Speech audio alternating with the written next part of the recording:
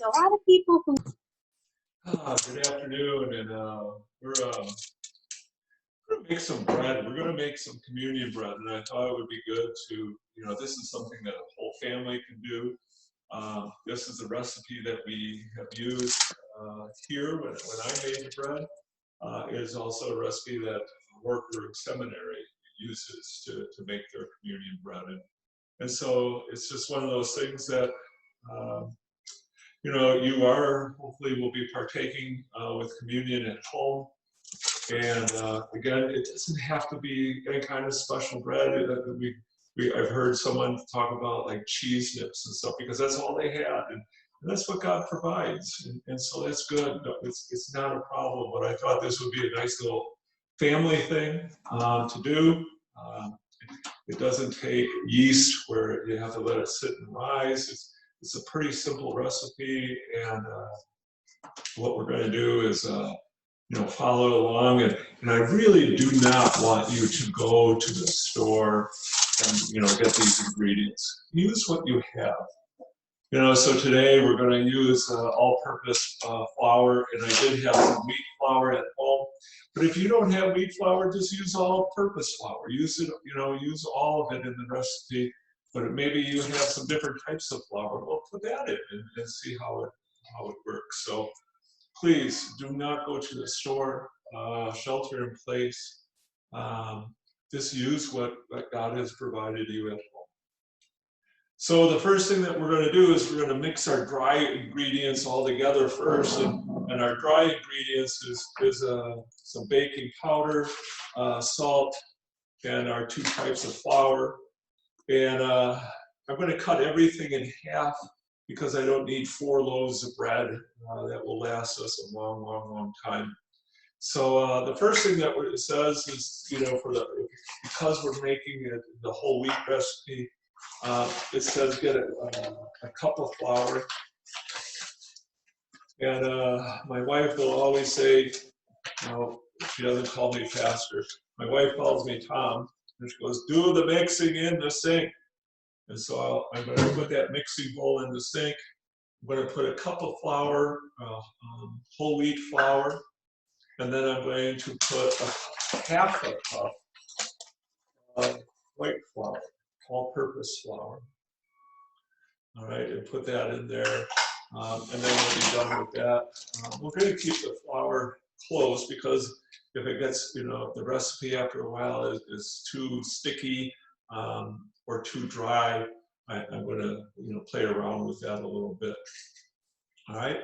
The other dry ingredient is baking powder, and I have this measuring spoon here. I'm going to use 3/4 of a teaspoon, 3/4 of a teaspoon of baking powder.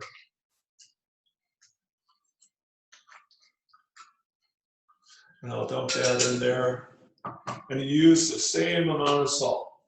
So 3/4 of a teaspoon of baking powder, 3/4 of a teaspoon of salt.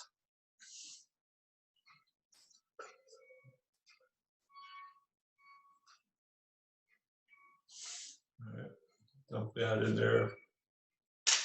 And I did forget my whisk, but that's okay. I have a spoon.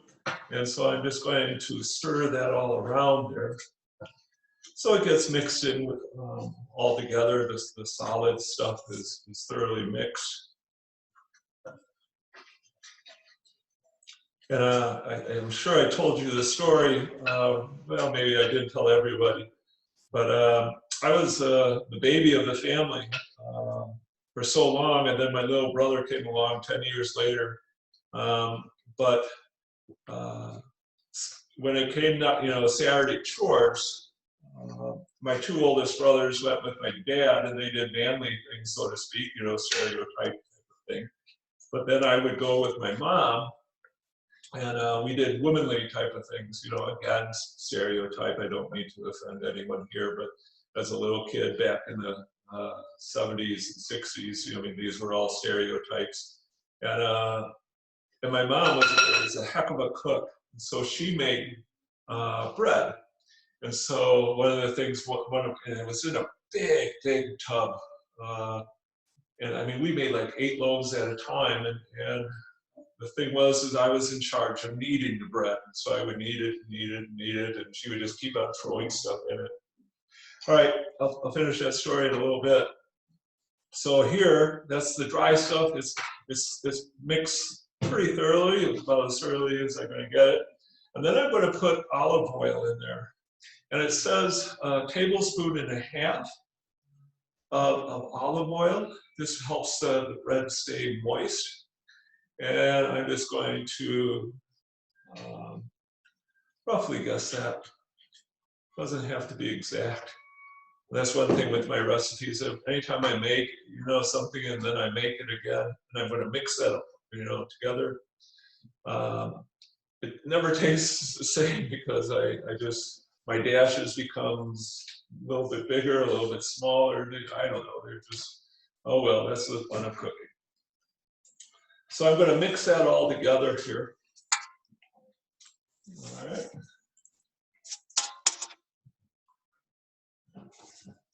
And what I did is I turned the oven on to 350. So it preheats while we're doing some mixing. So you might want to do that.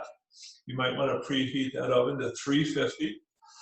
And what I have here, and that's pretty much good for that. That's what this looks like. It's like a little clumpy. And then what I'm going to do is to take and measure out, again, not so carefully, but measure out a little bit, 3/4 of a cup of water.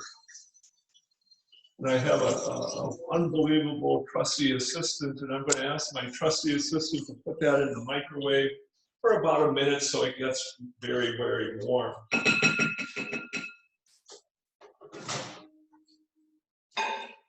That way, and what we're going to do is we're going to take that water, that warm water, and put our liquid ingredients in there. And the liquid ingredients is molasses and honey. And that gives it a sweet taste.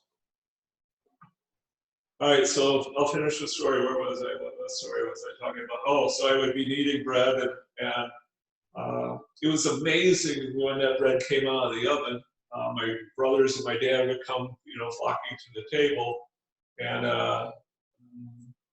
we would probably down like one or at least one, if not 2 loaves right then and there. But the good part of it was me, because my brothers had to come in, I had front row seat. So I was able to get that first slice of bread, or that my mom would make these sticky buns and stuff like that. Oh my goodness, it was, I didn't mind working with my mom. I always liked working with my mom, but I didn't mind at all when it was bread making time. It was awesome. So we heard the beep. I don't know if you heard the beep of the microwave. We just put it in for about a minute, and now it's nice and warm. And what we're going to do is to take molasses, and we're going to put about 1.5 tablespoons of molasses in there. And again, I'm as you can see, I'm really carefully, measuring carefully. Just like a little bit of dump, dump, dump. Same thing with the honey. About 1.5 tablespoons in there. And what I'm going to do is I'm going to mix that around. And the reason why I think you had to put hot water in there, make it hot, is for the molasses and the honey to dissolve in that water. So it just doesn't stay on the bottom, but it gets all the way through, within the liquid there. All right. So now what we're ready to do is we're ready to pour the liquid into the dry part here, the flour. And I'm going to do that in stages. I'm going to do, like maybe in 3 stages. So I'm going to put a little bit in there, and I'm going to take my spoon and mix it up. And you can sort of see how the flour gets all sort of clumpy a little bit. Looks like it gets wet, and it really does. And I wish we had smell-o-vision, because already I could smell that the molasses in there and the flour, or I'm sorry, the honey, and it's a really nice smell. And so every time I made bread, I know, especially the times that I would make it here for communion, I always thought of my mom. My mom died about 5 years ago, and it was something that I never ever mind doing. It's like, oh, we could do this. People would ask, hey, I can help make it, and I said, no, I'm okay. I don't mind, because it was just a way that I could still, remember. Those memories are fleeting now because she died a long time ago, and but it's a way that I can still remember my mom. Right, a little bit more.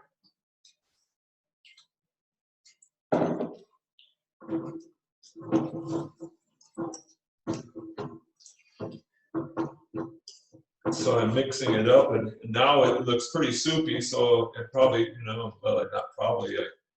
I did pour in too much. That's okay, because then we'll bring back that flour and get it, start playing around with it. You can just see it's if I touch that with my hands, it would be a soupy mess.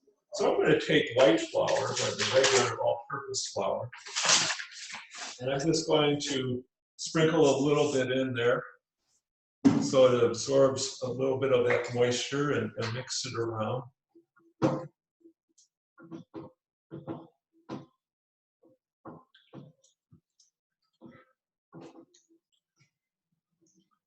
And if you weren't writing down the ingredients, maybe what I'll do is I'll put this on the website so you can always get the recipe for this. And I just want to, make sure I don't forget. I mean, this is the bread that we use and work used. There's nothing special about it. This is definitely bread that is made by human hands, like all bread is. And so it's not like special bread. It's not, communion bread only can be used for that. No, it can be used for anything. My wife and I like using it when we make soup and stuff and dipping it in. But so it's nothing really special about it until we start saying the words of institution, those words that we use in church. And again, it is not anything that I do, it's what God does. What we need to believe that some of our Christian brothers and sisters do not believe, that this really becomes, after saying those words, that God's grace works in here and the bread becomes the real presence of Jesus Christ. We say it becomes in, the real presence of Jesus Christ becomes in and around and under through that bread. Okay, so now what I'm doing, as you can see, I had washed my hands beforehand, so making sure my hands are clean. Now I'm sort of working on kneading it all together here.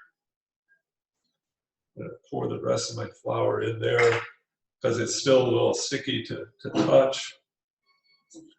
This was my part. Now, could you imagine this? This is just one little. This will make 2 half loaves. My mom would make like 8 loaves at a time, and as a little kid, kneading that. Oh my goodness, I was so tired at the end of it. But one of the things that I've been blessed with is been some pretty big shoulders, and my mom would say at times, "Oh, it's because you needed all that bread. That's why you got your shoulders."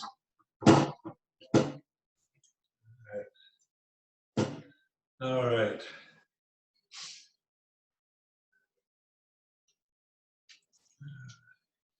And that looks pretty good. And what I'm going to do is to take a bread pan, and I'm going to take the loaves of bread, And I'm just simply going to tear it in half and put one on one side and one on the other side.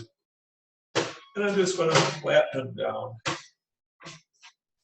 And they say, you know, to like 1/4 of an inch, but you guys know how the bread looks when after I make it. It's not pretty, that's for sure. But again, I always sort of think that God uses everything. So it does not necessarily have to be the prettiest loaves that you ever saw.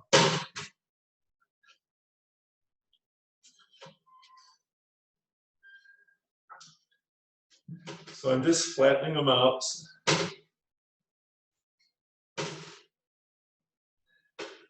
It's a little moist, but that's okay. It'll dry up in the oven there. All right. And in using this, what we had is some difficulty, you know, breaking it. So what you could do when you can score it, and what we're going to do is score the bread in the sign of the cross, which you can imagine why we do that. But this will allow the bread to break easier when we tear it apart to serve.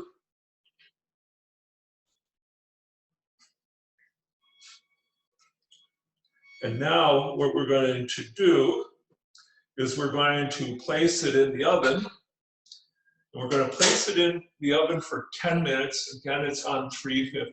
10 minutes on 350. All right? And then we'll come back to you in 10 minutes.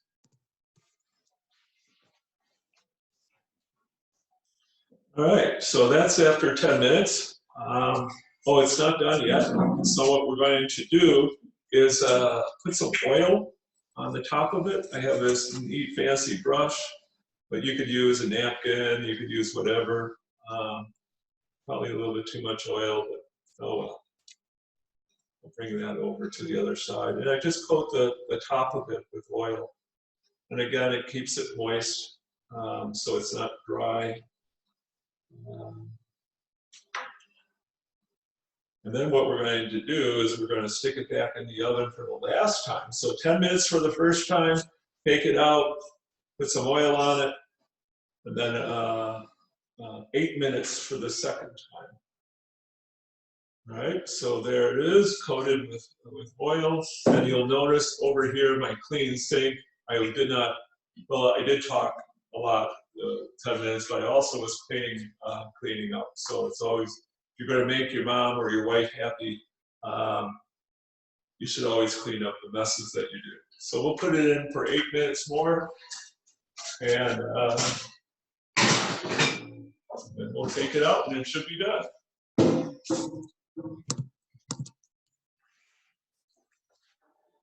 All right, right out of the oven here.